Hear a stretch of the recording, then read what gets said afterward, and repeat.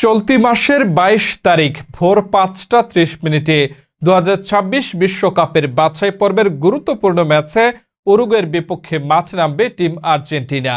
সেই সাথে এই ম্যাচে উরুগুয়েকে হারিয়ে প্রতিশোধ নিতেও মরিয়া হয়ে রয়েছে মেসি বাহিনী। নিজেদের সেরাটা দিয়ে উরুগুয়েকে বধ করতে পরিকল্পনা সাজাচ্ছে আর্জেন্টিনা। সেই সাথে এই ম্যাচে উরুগুয়ের বিপক্ষে আর্জেন্টিনার ঢাল হয়ে দাঁড়াবে ৪ ট্রাম্প কার্ড ফুটবলার, যাদের কারণে ম্যাচ জিতবে আর্জেন্টিনা। তাহলে চলুন সেই ৪ ফুটবলার সম্পর্কে বিস্তারিত জেনে নেওয়া যাক। ৪. Julian Alvarez. জুলিয়ান আলভারেজ একজন প্রতিভাবান আর্জেন্টাইন ফরওয়ার্ড। তিনি আতলেটিকো মাদ্রিদ ও আর্জেন্টিনার জাতীয় দলের হয়ে খেলে থাকেন। তার খেলার স্টাইল এতটাই দুর্দান্ত যে প্রতিপক্ষের ডিফেন্সে জাল বিছিয়ে ফাঁদে ফেলেন। উরুগুয়ের জন্য আতঙ্ক হয়ে থাকবে জুলিয়ান আলভারেজ। ৩. Cristian Romero.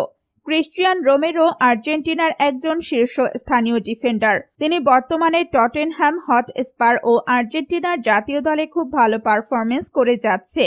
তার আক্রমণাত্মক ডিফেন্সিভের কারণে তাকে আর্জেন্টিনার রক্ষণভাগের দেয়াল বলা হয়। ২. Emiliano Martinez.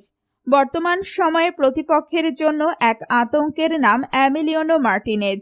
আর্জেন্টিনার গোলবারে যেন চীনের প্রাচীর হয়ে দাঁড়িয়ে থাকেন এই গোলরক্ষক। অ্যাস্টন ভিলা ক্লাবের হয়ে খেলে থাকা এই গোলকিপার আর্জেন্টিনার হয়ে প্রতিনিয়তই মাঠ কাঁপিয়ে যাচ্ছেন।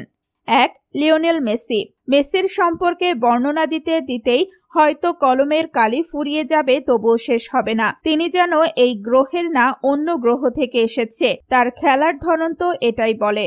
৩৭ বছর বয়সে এসেও বিশ্বের বাঘা বাঘা সব ডিফেন্ডারদের হতাশায় ফেলে দিচ্ছেন তিনি। উরুগুয়ের ডিফেন্স লাইনকে কাচের মতো চুরমার করে দিবে মেসি, এতে কোনো সন্দেহ নেই।